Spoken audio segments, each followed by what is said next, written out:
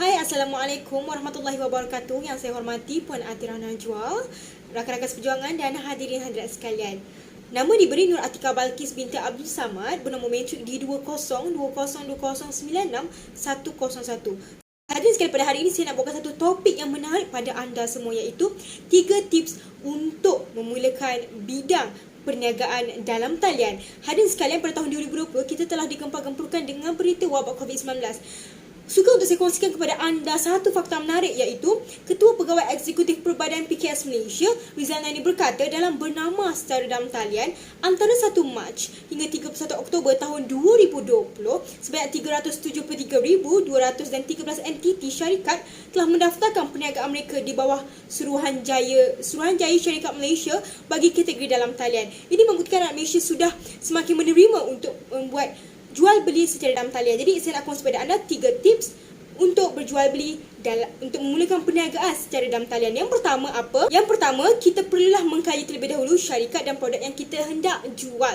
Sebagai contoh, kita hendak menjual produk makanan. Kita perlu tahu adakah produk tersebut mempunyai tanda halal, adakah mempunyai pengesahan dari daripada KKM, iaitu Kementerian Kesihatan Malaysia dan sebagainya. Jadi kita juga perlu tahu dari mana asalnya syarikat tersebut. Kita perlu tahu supaya kita boleh menambah keyakinan buat pelanggan kita yang tertanya-tanya, adakah produk ini boleh dimakan, adakah halal dimakan, dan sebegitu juga pada produk-produk lain seperti produk suplemen kesihatan, alat solid dan sebagainya. Itu yang pertama.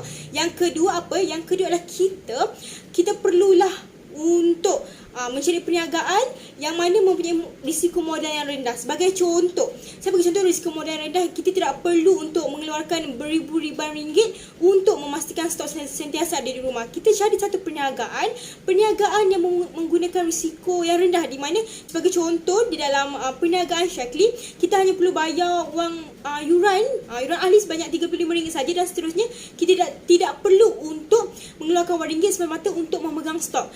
Kita hanya perlu membuat promosi dan sebagainya. Itulah sebagai salah satu contoh perniagaan secara atas perniagaan dalam talian yang menggunakan risiko modal rendah. Itu yang kedua. Yang ketiga terakhir sekali, iaitu kita perlu menjadi duta terhadap produk kita sendiri. Bagaimana nak menjadi duta? Kita perlu untuk mencuba terlebih dahulu produk tersebut. Sebagai contoh, kita makan suplemen kesihatan, kita perlu lihat kesan sebelum dan selepasnya. Sekiranya kita menjual produk pakaian, macam mana rasanya, selesa ke tidak. Begitulah sebagai contohnya. Dan saya akhiri saya punya pengucapan awam saya dengan kesimpulan terakhir, iaitu sebelum kita memulakan perniagaan dalam talian, kita perlu tahu yang pertama, apakah dia latar belakang syarikat dan produk. Yang kedua, perlu mencari risiko perniagaan yang menggunakan risiko modal yang rendah. Dan terakhir sekali, perlu menjadi duta terhadap produk sendiri. Kekalkan momentum, teruskan berjuang dan jangan putus asa. Selamat maju jaya. Terima kasih. Assalamualaikum warahmatullahi wabarakatuh.